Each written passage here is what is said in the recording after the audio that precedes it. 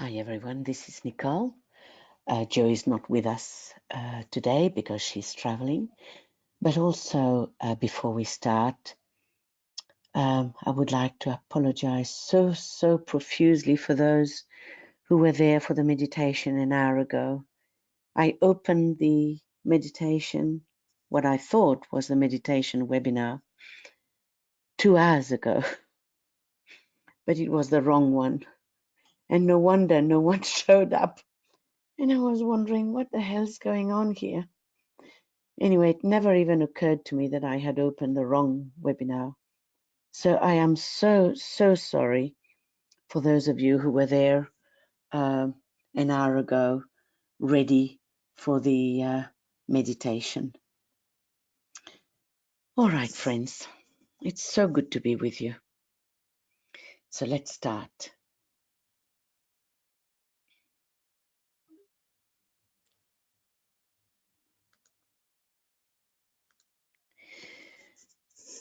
Let's start by linking up as a group, by sending a ray of radiant light of love to the ajna of the group members. Now raise your consciousness as high in the head as you can. Endeavor to hold steady, holding the mind unwaveringly in the group light. Now realize that DK, on the other side of the veil, is also standing steady, pouring out upon us his love and strength, and endeavoring to lift us up into a higher state of consciousness.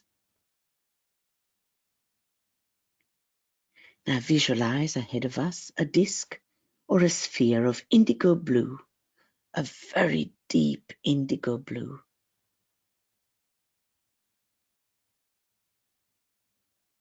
And now imagine DK standing in the center of that disk, waiting, and see a golden band of light between us and the disk, gradually shortening, thus bringing us closer and closer together, slowly and steadily, until we enter into the heart of the blue disk. We enter into the consciousness of Master DK. Let us sound a blue Om in unison with DK.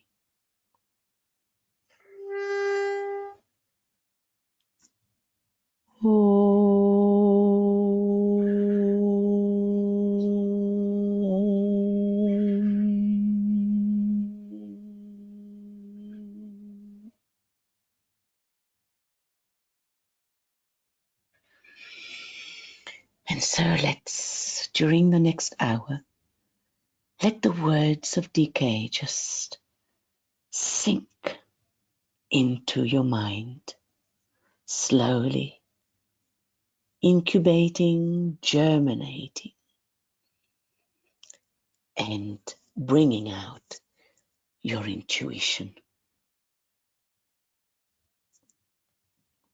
So today we will be talking about the New Age healer, the basic rules to follow and obey, the 6 rules that are given by DK, rules that are applied in the protocol, what it means to have success in healing, and then we will be talking about some of the elements, or rather the source of some of the elements included in the protocol.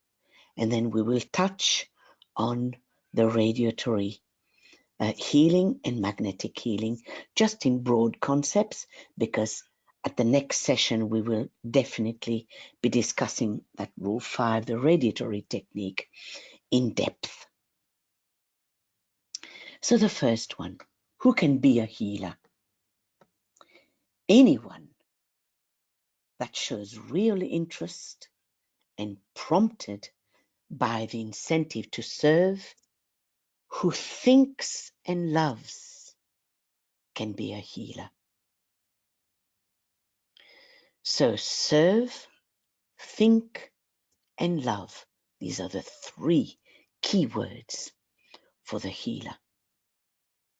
And anyone can be a healer if he chooses and is willing to conform to the requirements, which we will be seeing a little bit further.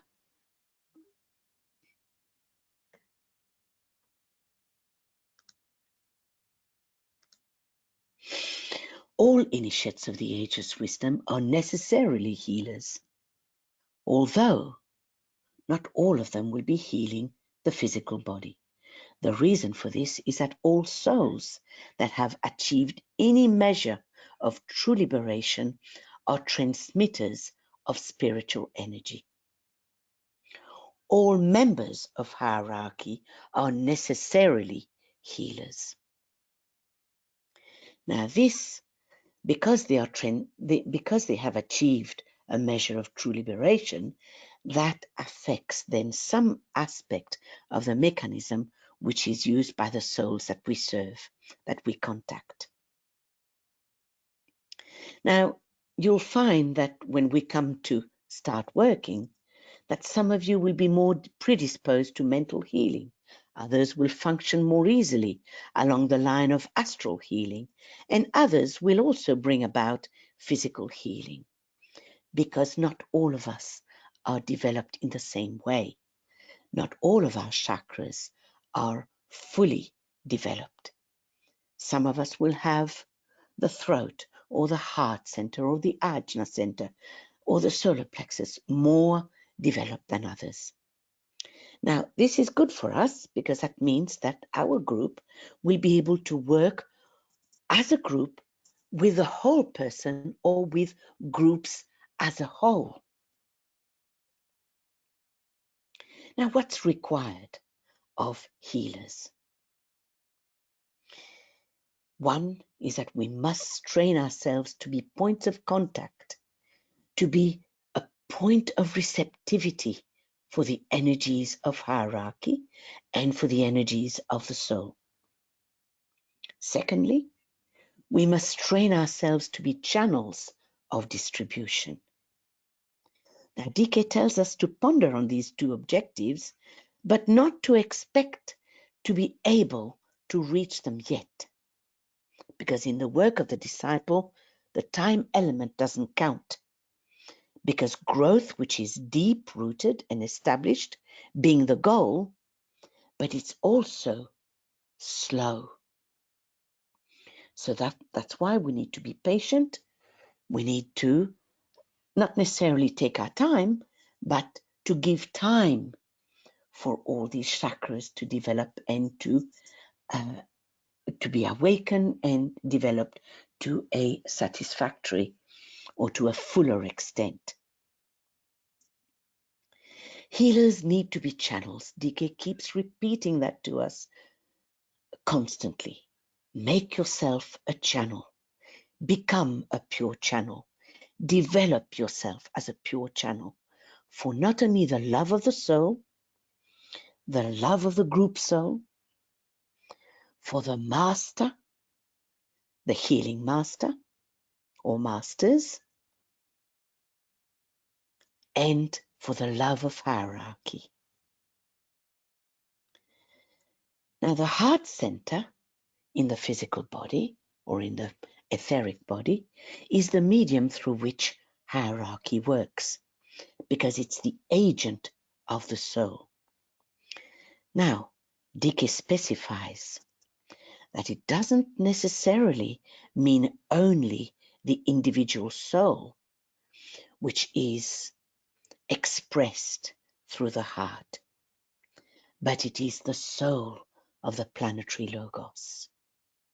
So therefore we have to develop ourselves to be channels, not only for the love of the soul, excuse me, for the love of hierarchy, but also for the soul of our planetary logos, who expresses himself through our heart centers. 2, the disciple needs to act as if he was the initiate and discovers that as he thinks in his heart, so is he, because the heart is the custodian of the power of the imagination, which is released into creative activity when the disciple acts as if he was the soul in full expression, as if the master was aware of what he was doing, as if he walked in full liberation consciously. And that's why DK insists that the faculty of imagination and the power of visualization, which we saw at the last session, should be emphasized in any healing group. Because then the ability then should be developed to be able to send streams of energy to the patient and to the chakra closest to the area of trouble. 3, we've mentioned this point before, that DK is only interested in group healing. He's not there to make individuals more efficient healers. He's not interested in that. And I think we saw that when we discussed healing in the big picture in the age of Aquarius, where the emphasis is on group healing, group work, group goals, and working as an entity, as a group. So this group idea must always be remembered when we work, whenever we send healing, whether we are at home on our own, but we always link up with a group. Now, it doesn't have to be just with this particular group. You may be affiliated with other healing groups, but you link up with the group that you're most affiliated with. And working as a group will distinguish the new age methods from the past, because the work will be group work and usually for a group. Healing groups must work as intermediaries between the physical plane, between our patients or our patient, and the world of souls, of hierarchy. Now, we are also intermediaries between the plane of soul energy or the group of souls on the higher mental plane, or hierarchy on the intuitional plane, which is the 4th Buddhic plane, or between will energy, which is on the atmic plane, and our patients. So we are intermediaries. We receive and we transmit. This is what intermediaries are meant to be. Receivers and transmitters. So what are the rules then that we must follow? 1, the rule of silence in healing work.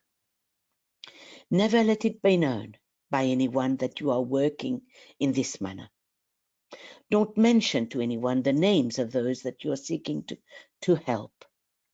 And do not discuss the patients under treatment, even amongst yourselves. And this injunction is an important and fundamental rule that we need, that we are trained to keep. Why is that so? Because healers are learning to work with and in mental matter, and we are attempting to create a healing thought form. So speech and discussion on a personality level tend to deflect and dissipate the force. Then the healing, the very delicate healing thought form, which is much more subtle, that we are trying to build up, are then dissipated or broken up.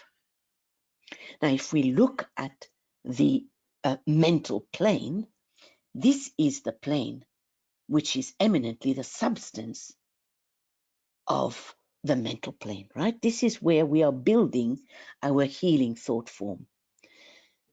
Now, this plane is gaseous. Now, what DK means by it corresponds to the third subplane of the physical plane. It's from below, right? So if you count the seventh etheric physical plane as one, second astral plane, third is a mental plane. So it is gaseous, right? If the first one is dense, physical, the sixth is the liquid, and the fifth plane is gaseous. So it's gaseous, which means that it is volatile. It is easily dispersed. So that matter is very, very volatile. Now, DK does tell us that the mental elementals are amongst the most wicked, the most, because they are quick, they are volatile, they are elusive, so it's hard to materialize them. So this matter, this mental matter, can be poisonous in its effect. Think of when we say ill, when we talk ill of other people, when we criticize other people. Actually, DK tells us that criticism is the worst poison, because it not only poisons the people that you are criticizing, but worse, it poisons us more, because the brain can't distinguish between whether it's directed to somebody else or it's directed towards yourself. It just knows that it is poisonous. It's volatile. But it can also, this matter can also be a very receptive agent of illumination.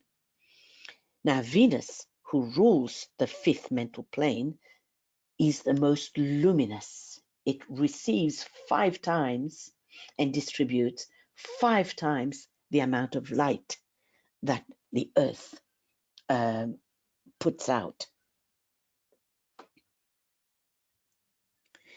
Next, the healer must keep the focus in the head. But your heart, the heart will be automatically involved, because we will be using the energy of love. But we must keep it in the head. Why is that so? Because DK doesn't want us to overstimulate the rest of our chakras below, particularly the sacral or the solar plexus, because they are under the control of the personality usually. Use the ajna.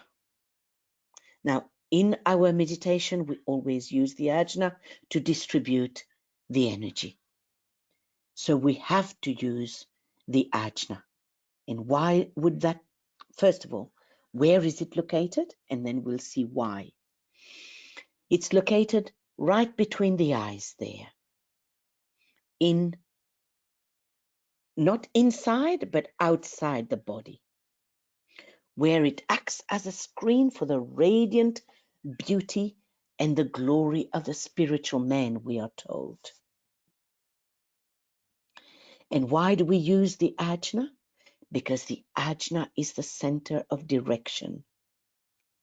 The ajna is made up of energies from the heart center and the throat center. It's a synthesizing chakra. And it works in connection with the 3 major centers: the head, the heart, the throat. And it is therefore the distributor of soul force and of soul and spiritual energy. But before it is receptive to the energies of the soul, it is mainly the agent of distribution for the personality forces. But once the personality is more oriented towards the soul, then it is receptive So again, it receives and transmits the energy of the soul and hierarchy. So it is an intermediary chakra. We also need to avoid to focus on the disease itself or in the area where the disease is located. So we need to keep all that thought aside, because energy follows thought and will go wherever the thought is focused. And by doing so, then you will energize the disease even more. So this is why we do not focus on the disease of the patient or patients. The healers are to work only with the etheric body, not work directly with the physical body like many healing practices. And being an occultist, we know that the body, the physical body, is not a principle. So we work with the etheric body, and we let then the energies of soul, which is being transmitted via the etheric body, to do its work on the automaton of the physical body. Because the healing of the physical body is not always the highest spiritual good. We are in a second-ray solar system where consciousness and soul energy, or the development or the full expression and flowering and blossoming of the soul consciousness is the prime goal. So therefore, the healing of the physical body is not of major importance. It's the soul behind, it's the consciousness behind which is important. So what are then the 6 esoteric healing rules that DK has given us? Now, these 6 rules are to be understood and to be practiced diligently. We must impose these rules upon ourselves. We must obey them through discipline and understanding. Now, I won't go through all these because, right now I won't go through all these rules because I will be taking one at a time further on in this session. But just to let you know that Rule 1 and Rule 4 are not usually applicable for group healing. But Rule 2, Rule 3, and Rule 5, which is the magnetic work and radiatory work, and Rule 6 are definitely. So let's have a look at Rule 2, which we have already looked at in the last session. So I won't go through then of how the rule is stated, but I'll just very briefly give you the simplified version. So the healer must link the 3 centers in the head, that is his crown or head chakra, his ajna, and his altar major, setting up a magnetic field between these 3, and therefore soul energy then can radiate from these 3 points. And the healer then can use the ajna center as the directing agent or the distributing agent for the energy of the soul or the dispelling radiance. And you know already this rule because we've talked about it, where we superimpose the soul triangle on the chakric triangle from the etheric body. Then we bring it even more down onto the dense physical body by superimposing it on the Glenn triangle, and then we gather it in the ajna, which we then distribute. Now, I'm going to digress very briefly because I would like to talk about the symbols of the triangle and the squares, and that you'll understand this in the next couple of slides, when we will be therefore relating healing and again in the bigger picture. Now, DK tells us that the force of the ashram must be rooted through the soul. Now, keep that thought in mind because we'll be coming back to it. So, the disciple, now this discussion was given by DK in The Disciple in the New Age, number 2, when he gave a series of meditations to his group of disciples. And as you know, he formed that band of disciples mainly for healing work. So he tells them that the disciple has to learn the esoteric significance of the triangle and the square. Now, up to now, the triangle has signified the soul and the square the personality. But if he's advanced enough, then the triangle will also mean the spiritual triad because of the 3 aspects of the spiritual triad. Now, within the solar system, there is a variety of network. The network for the Earth is a network or a pattern of squares. But this is slowly changing as the divine plan works out. The etheric webs or bodies of the sacred planets are mainly triangles, while the etheric web or the etheric body of the sun is that of interlaced circles. Now, the etheric vehicle of our planet was inherited from the first solar system, where it was mainly squares. Now,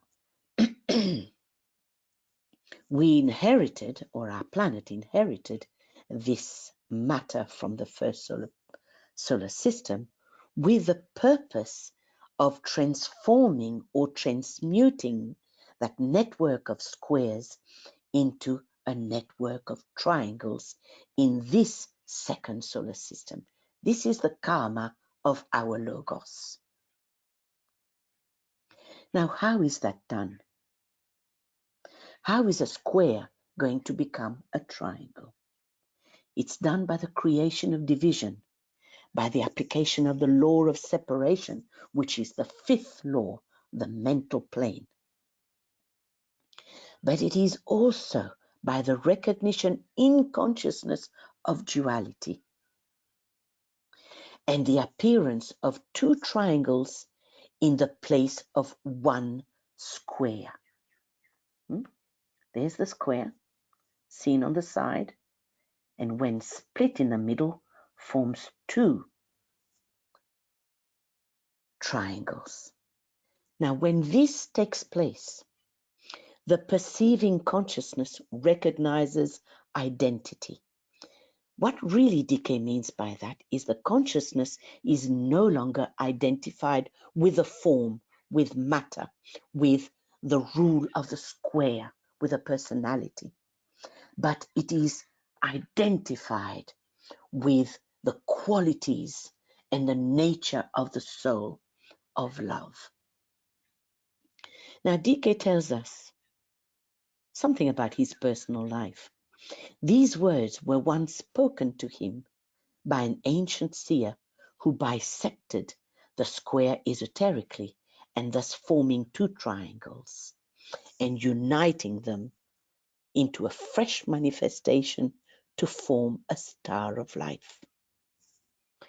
So we need to think about the square, which is personality, form, and triangle, the soul, or if you are advanced enough, that I know that some of you are, the spiritual triad, which is the personality of the monad, the will aspect. Now, this initial triangle was formed by Sanat Kumara when he created this earth. So here's the original diagram. So from then on, the work of transforming this inherited square etheric network had begun, and it is proceeding even until today, until the square is completely transformed into triangles. Now, a very interesting point here is when you take the original diagram, you join the dots, the points, right? And then you extend it, right? You extend that one. Same here. You join these 2 points and extend it, right? What do we get? We get 2 triangles that are being formed within the square. So then what you might say, what does all this mean in terms of healing? Is when we superimpose these triangles, right? You see the soul here, the soul triangle, the will, the love, and the intelligence petals. We superimpose that on the head, ajna, and triangle. That's etheric matter. Okay? So then what we are trying to do is that in the application of this rule 2, of that superimposition of triangles, the healer impresses the vibration of the threefold soul, the triangle energy, on the force of the etheric body of the personality, the square. And this is what healing is all about. Healing is the effect of the energy of the soul potency playing on force. So it's the triangle, the energy of the triangle, impacting on the triangle from an etheric point of view. But from a consciousness point of view, it's the identification of that consciousness with the soul, with a triangle, rather than with the square, the personality, the form, matter. So similarly, when we adapt that rule 2 for the group, the same principle applies. As the healing group consciously then impresses and distributes the higher threefold vibration of the ashram, and this is where now we need to go back to our original statement, the force of the ashram must be rooted by the soul. So what we are really doing as a group, we are rerouting the energy of the soul here, not the soul, or rather of the ashram, then onto the 3 inlets of the fourfold etheric body of humanity.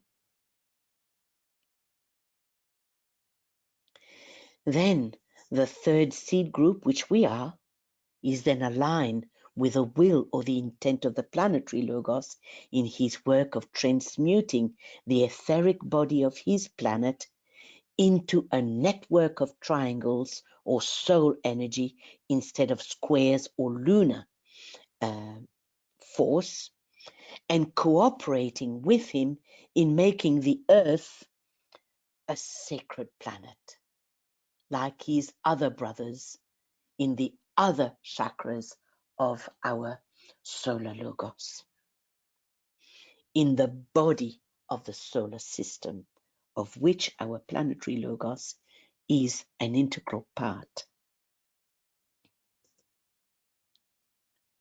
So ashramic energy needs to be rooted through the healing group.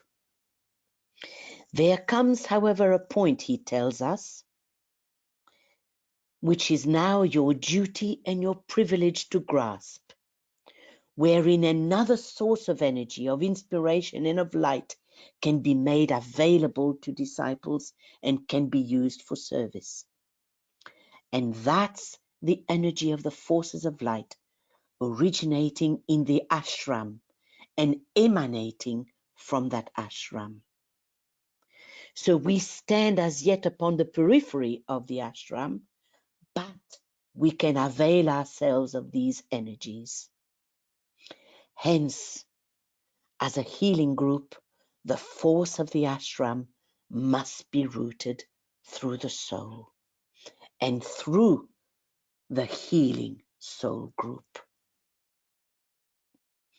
as an agent of the ashram.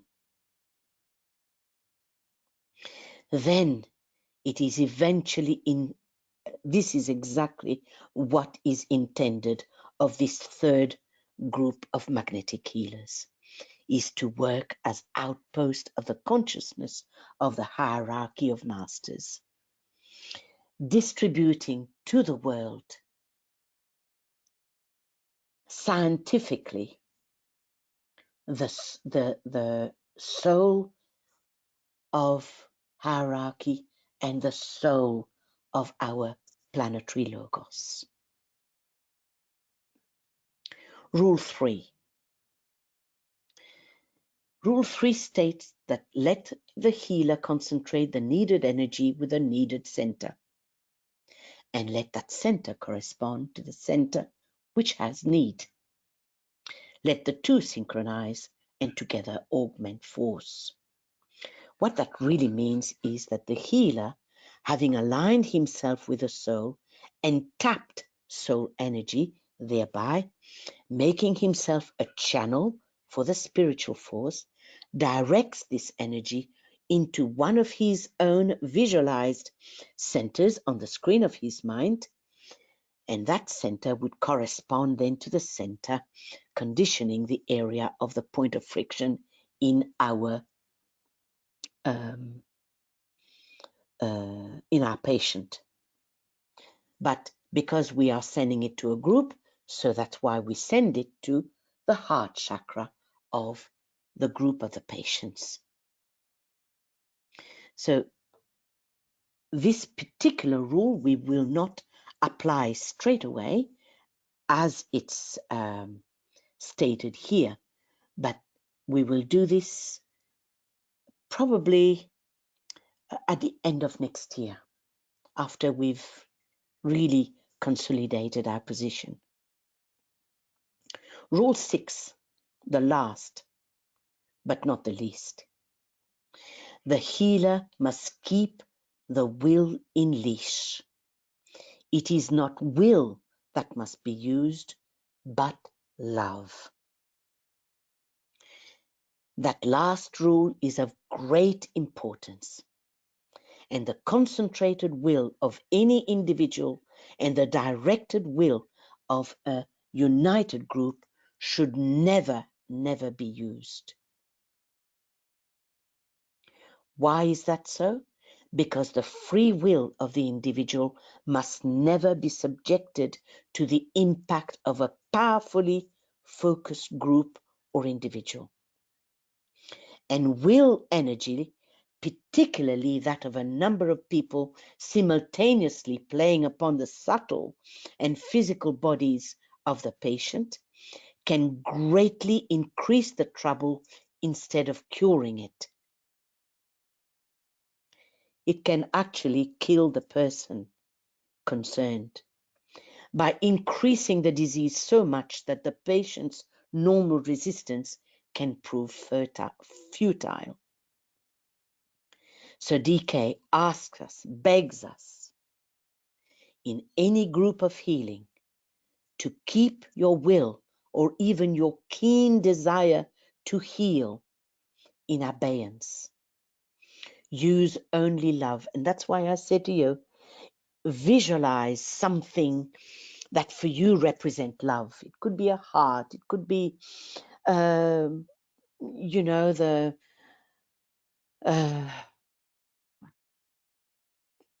whatever for you means love. It could be the image of Christ or the Master DK or a group of healers, whatever you visualize, because then you know that this is the energy that you are working with,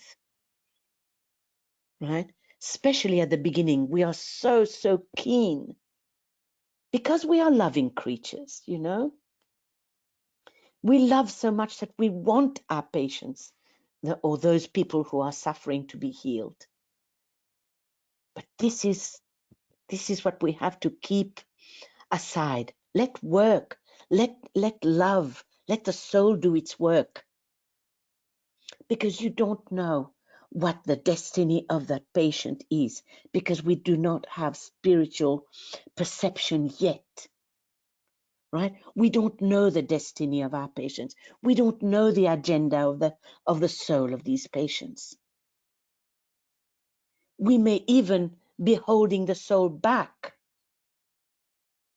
if we will so much that, yeah, okay, maybe a miracle can happen and the patient could be healed. But from a consciousness point of view or from the agenda of the soul, you may be holding him back. So please keep the will or keen desire aside. Be channels. Don't force the energy. Just let it flow and let the soul work through you. Don't forget, you're a receiver and a transmitter. A loving heart is one of the most potent of all the energies employed. So how is success then defined in healing? It's defined as the ability to work under the influence of the soul. Depending on the ability of the group members to work at will and on demand under the influence of the soul. Therefore, achieving a fuller expression of soul force through the medium of the personality. Now, this is a very, very important statement, friends. Please remember that statement. Achieving a full expression of soul force or soul energy through the medium of the personality. We are not there yet. We are being trained to do that. And we'll probably won't achieve that in this lifetime. Definitely not. But we will have achieved a measure of soul expression. So when we put all these souls together, all the healers together, then there's the quota of that soul force or that soul energy then can be used by hierarchy. Success in healing may not always mean release from the disease or the physical cure of the patient. It might mean that, again, the correction of that inner attitude and at the same time leaving the body, physical body, as it was. Whatever the agenda of that soul is. Because the soul always contributes to its environment. So we may correct the wrong inner attitude. But if the soul wants to leave the physical body as it is, to inspire others to be more compassionate or to be more selfish, no, to be more selfless, then that's his agenda. But we don't know that.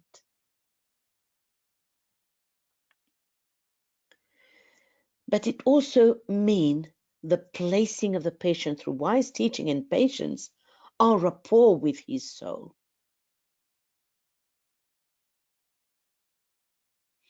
What are the source of some of the elements in our protocol?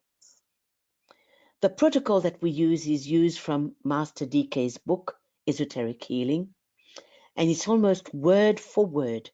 I have reproduced it very faithfully because DK's words have got a magnetism in them which is well worth preserving. So it's on page 103 to 105. And this radiatory technique that he's given us is an adaptation of the second ray method, which he has arranged for beginners. We use the soul mantra. The basic alignment with our own soul is taken again from Discipleship in the New Age, from the same source I referred to earlier on when he talked about the triangle and the square.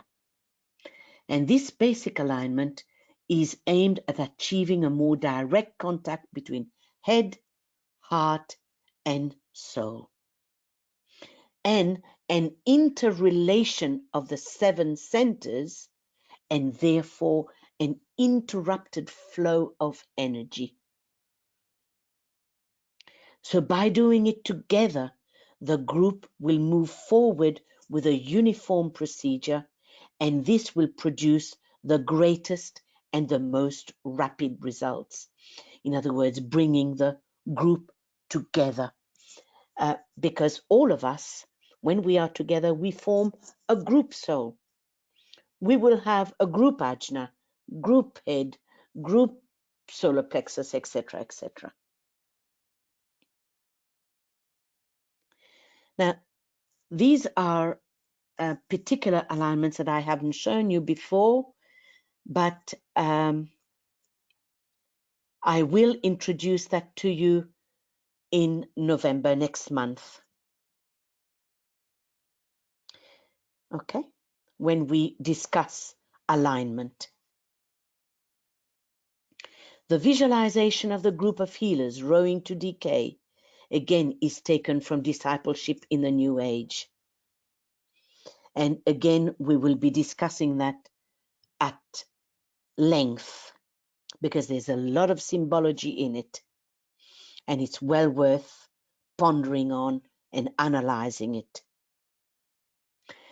This rule 2, you know already, we've already introduced that to you, and it's in Esoteric Healing book, rule 2. And this is the application of the rule 2 for the group. We use 3 cities, London, Geneva, and New York. Now, why is that triangle? You might ask, why do we use these 3 cities? DK tells us that on Earth, there are 5 inlets, planetary inlets, scattered over the world. And wherever one of these inlets for spiritual force is found, there will also be present a city of spiritual importance in the same location. It's a bit like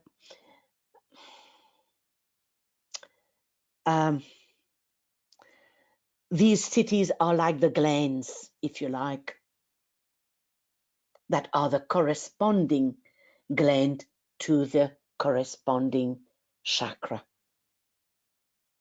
So there are 5 chakras, 5 points of spiritual influx.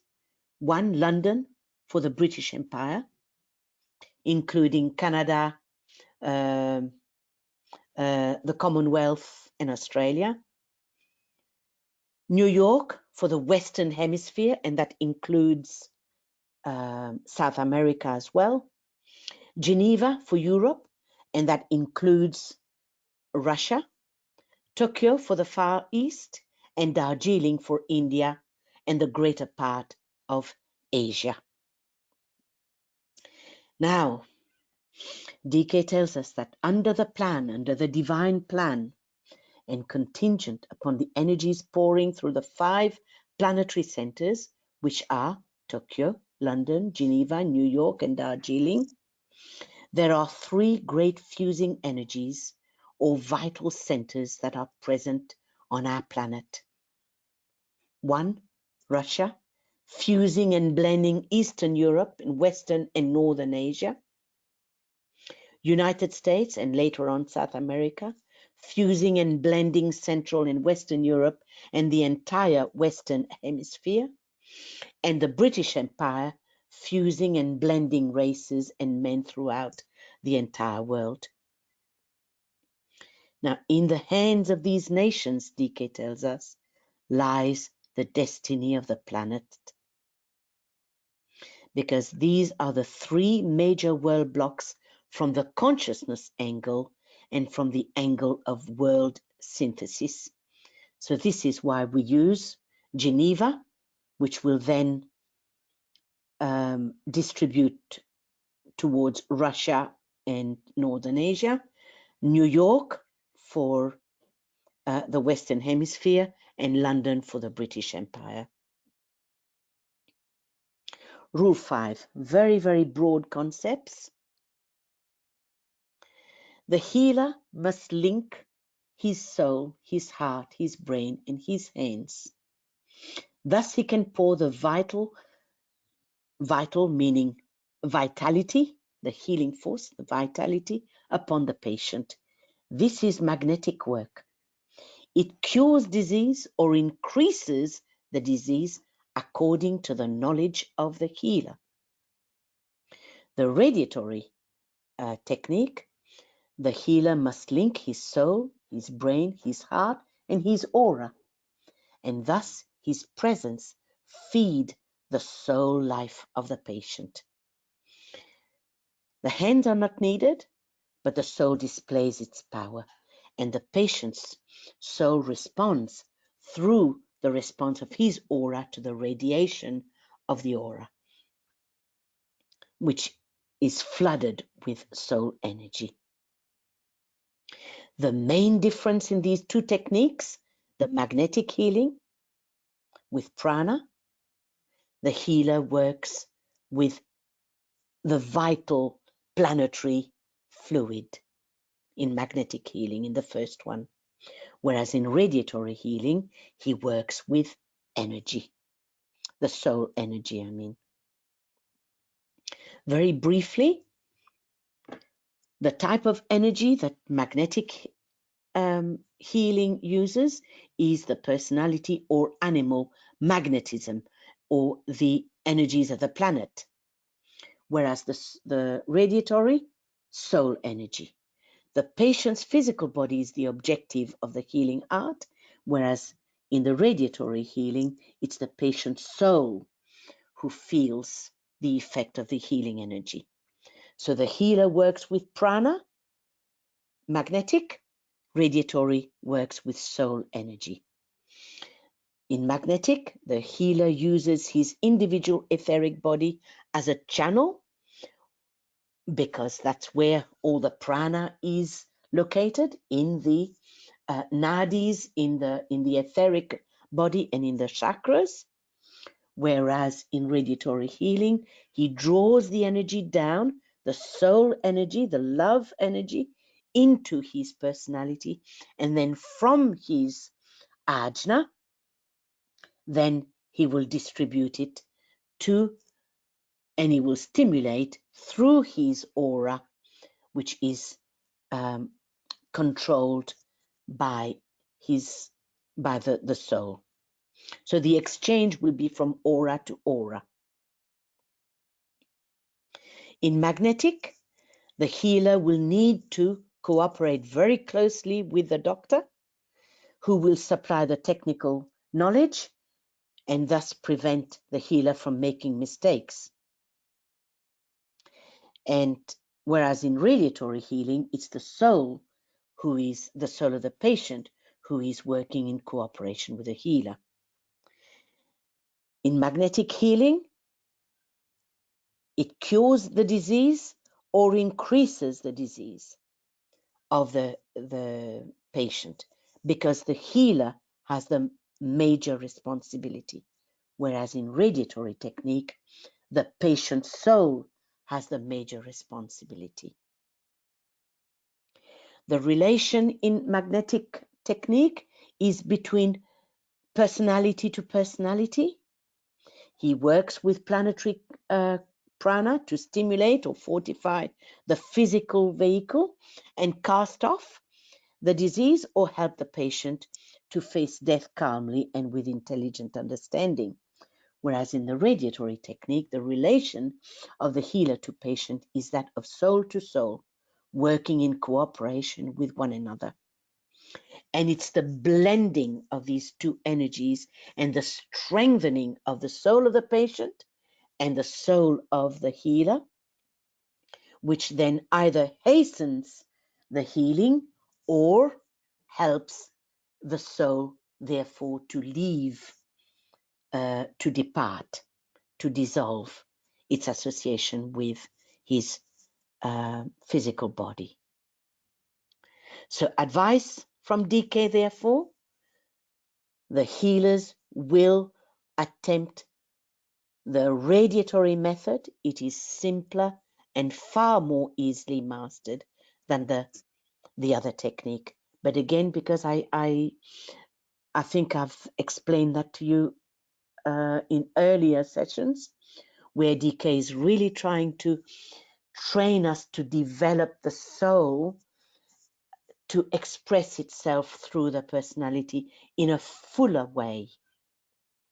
Because then we will develop spiritual perception, we will develop intuition, and we will develop the faculty of infallibility.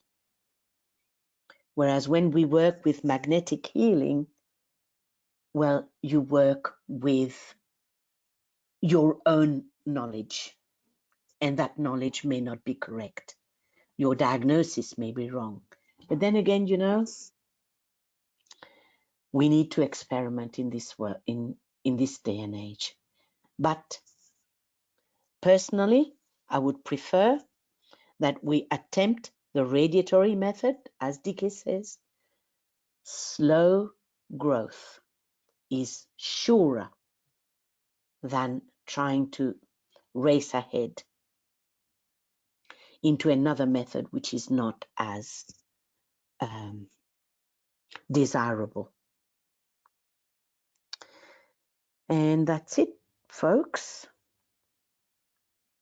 So, we've only got 2 minutes left. So if you would like to share anything that you would like, or if there's any questions that has arisen for you as we went through the material, go ahead. Now, Joe is not here today. Ooh. Diana is there. Thank you, Diana. Yes, I would like to stop the record before the questions. Okay, right.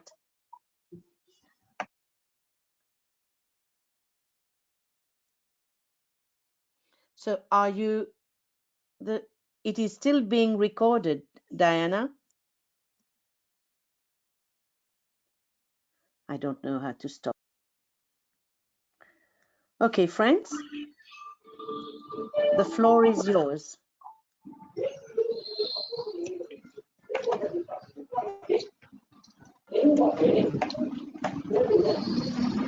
Diana? Yes, we have several questions here. Yes, but your microphone is making an awful lot of noise. So turn your microphone when you're ready to speak.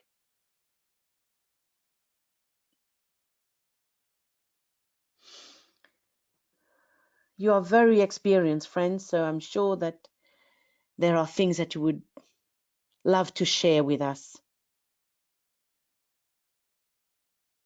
Share your experience.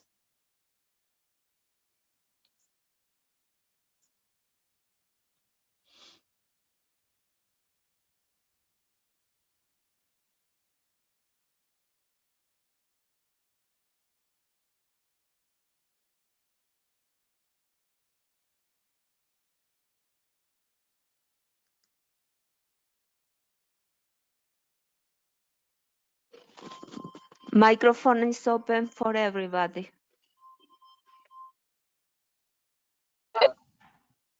Hello, Jerry. can you hear Yes, me? Jerry. Yes, we can hear you. Hi, I tried to send a message, but I guess you didn't see it. So I have a very ordinary kind of question, which is it's about using the cities, the triangles of New York, London, and Geneva.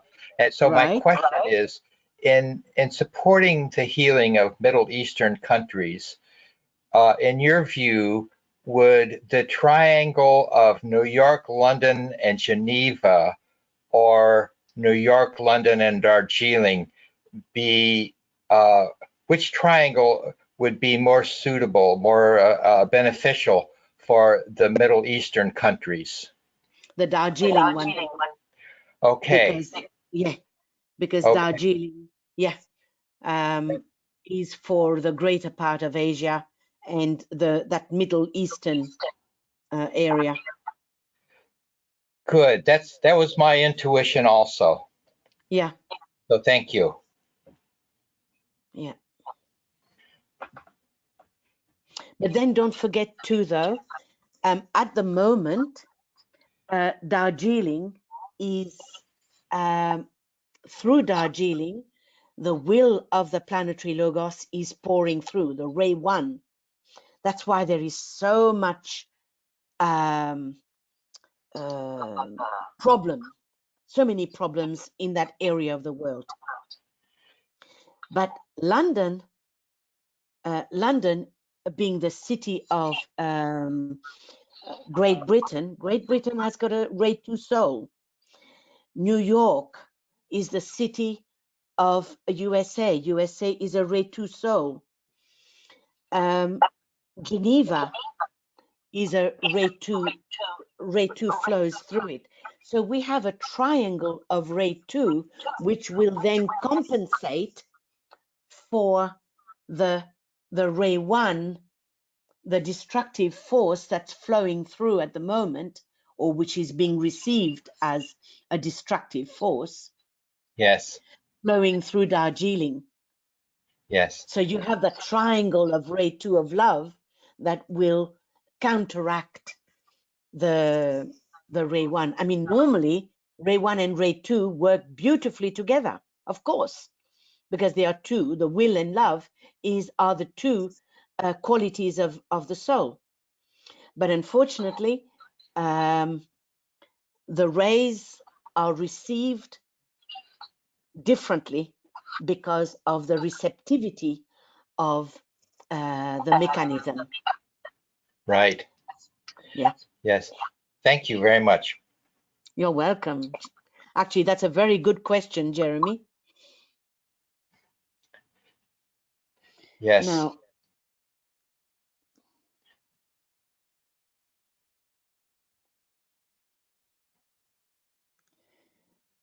Kim, I can see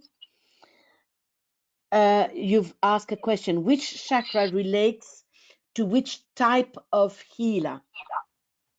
Oh, I see what you mean there. So those who have the heart chakra more developed, well, the love will flow through it. But some healers who have, let's say, the throat chakra more developed, then, well, the love will flow through the heart chakra, the throat chakra. Some people may have, depending again on the ray of the monad, though, the head center in some of us the head center, the ray 1, will flow through more easily because the head center is more open than others. Actually, Nicole, if you go back, it was right at the beginning of the presentation. It was a slide. Yeah. Different chakras for different types of healer. I don't know which slide, but it was quite near the beginning. This one? Yeah. Yeah. Yes. The throat chakra for the mental healing. Now, the physical healing, some of us have got the sacral very well balanced. So the energy flowing through the sacral will cause physical healing. And some of us have got the solar plexus also more developed. So the soul energy will flow through the solar plexus and will calm the patient much more. Will because usually the patients are agitated because they're sick. So that chakra is in turmoil. So the astral energy, or rather the love flowing through the astral solar plexus, will then soothe and calm the patient. So it all depends which chakras.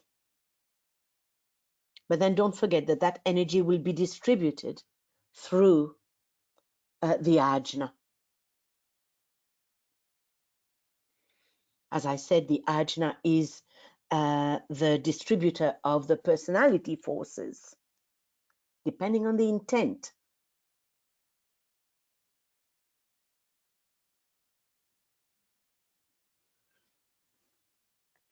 Let me see. Any other questions? Excuse me. Should we see slides? I don't see any. Oh dear. You did you see the slides, guys? Because Diana says that she doesn't see the slides. We can see the slide perfectly. Right, so maybe Diane, maybe it's your computer.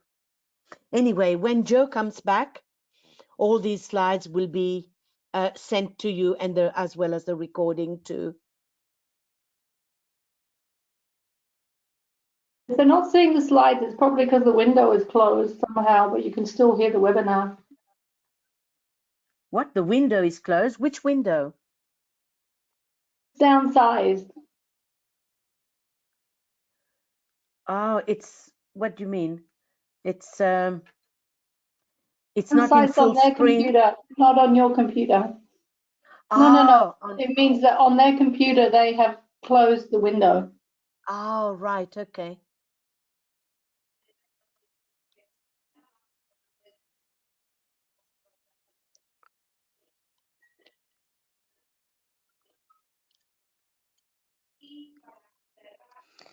Yes, Yvette, there's a lot to process. I agree with you.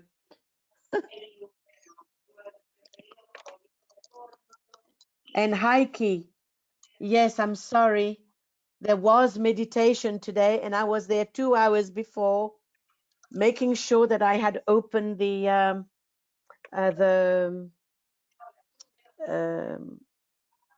webinar, but I opened the wrong webinar, didn't I? And I didn't know. And I found it surprising that no one showed up. I thought, oh, did I get the wrong time or the wrong day? But it never even occurred to me that I opened the wrong webinar, because there are so many webinars that I got confused. So I'm so sorry, Diane. Heike.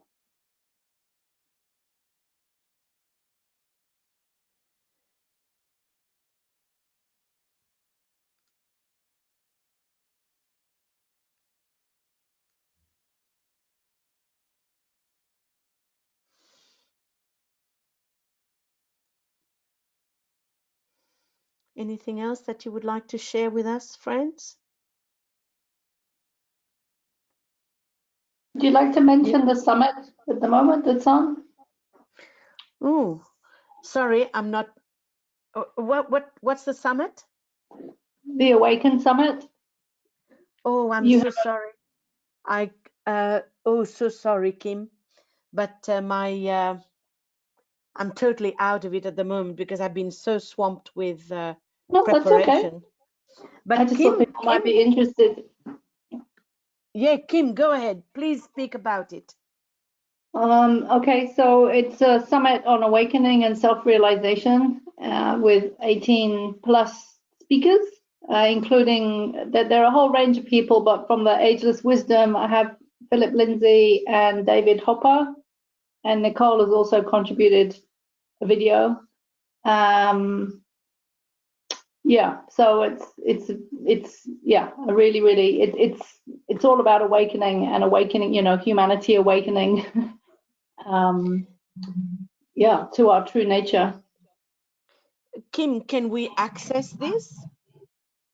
Yeah. Do you want me to put the link in the? Yes, that would be great so that Okay. anybody can. I'll just put it in. Yes, thank you.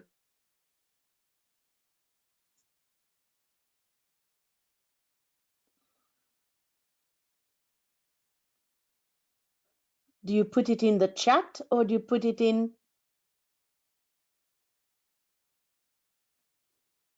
We'll put it in the chat. Or the I don't know if handout? people can see it though. Yeah. Can everybody see the chat box? Put it in, Kim, and let's see if I did everyone put sees it it. in, but I don't know if Oh. other people can see what I've put in.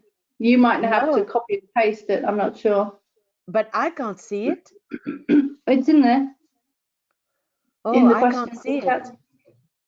That may Oh, be a is it- setting. It's the Is it in Awaken the? Summit. Hopefully, if you Google it, Awaken Summit, should find it. It's on my website, but it's a very long URL. It's on the Ageless Wisdom Teachings website.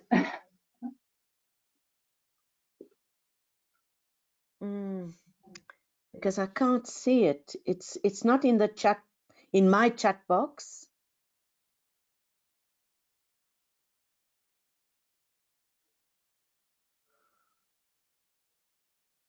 Yeah, it's not in my chat box. And it's not in the handout either. I don't see handouts. I don't see that either. If you Google Ageless Wisdom Awaken Summit, it should come up.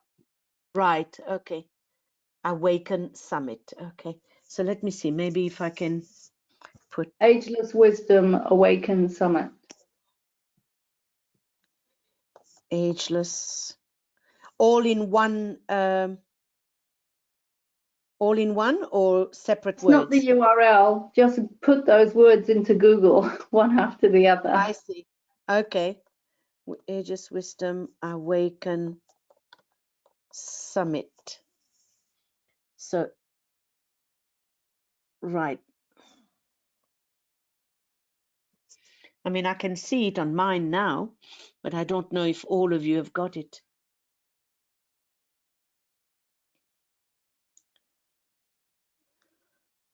So you put sorry, it into Kim. Google, it'll come up, so it doesn't matter. You don't need the URL.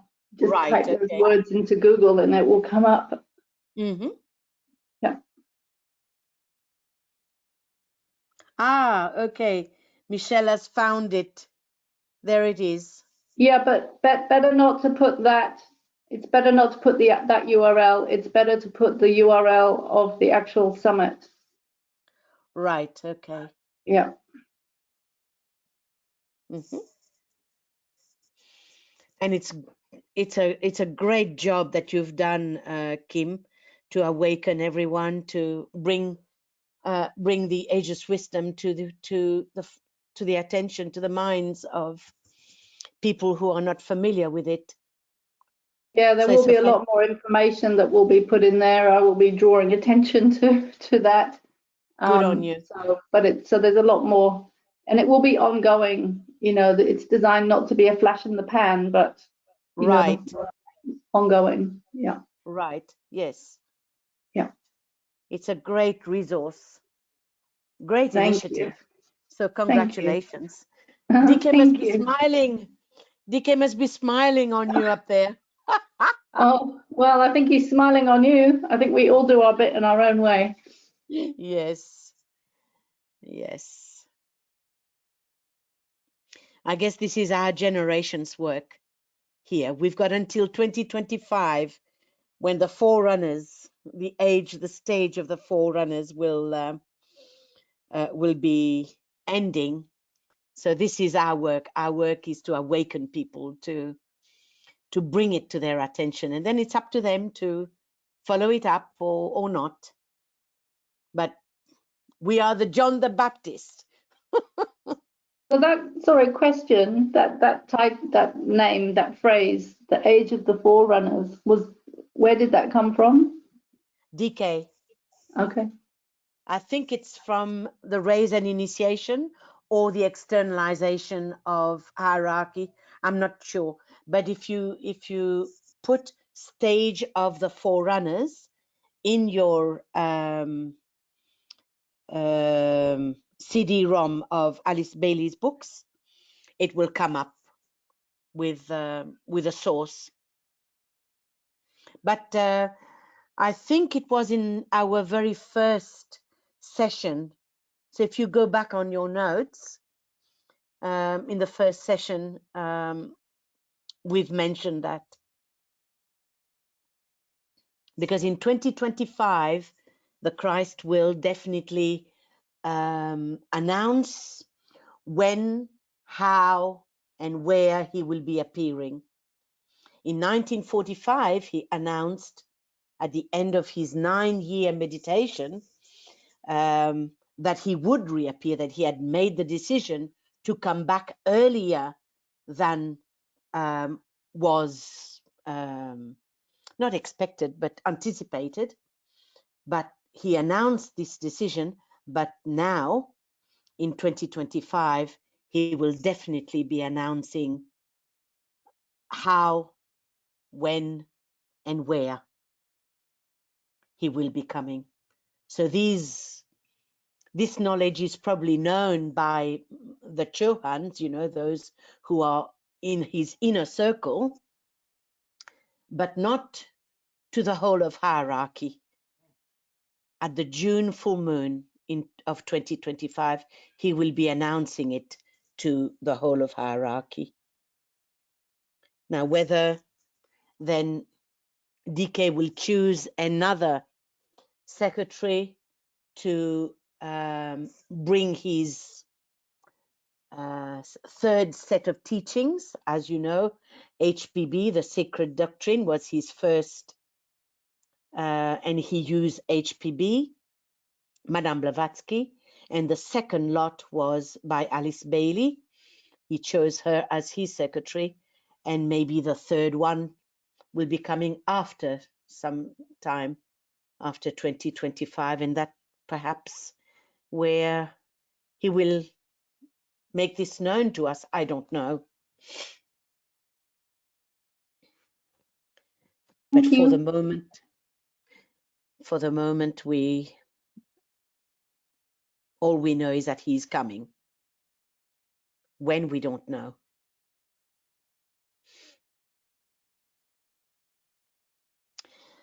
All right, friends, if you don't have any more to contribute, it's already 20 minutes way past the hour, so I'm sorry that we went later than expected. So I will see you in 2 weeks' time, where the topic will be radiatory technique, particularly. We'll go through it in a lot of detail. Okay, friends, thank you very much for sharing with us and being with us. It's so good to be with like-minded people. Have a good fortnight. Thank you, Diana. Thank you, Nicole. Bye. Bye. Bye.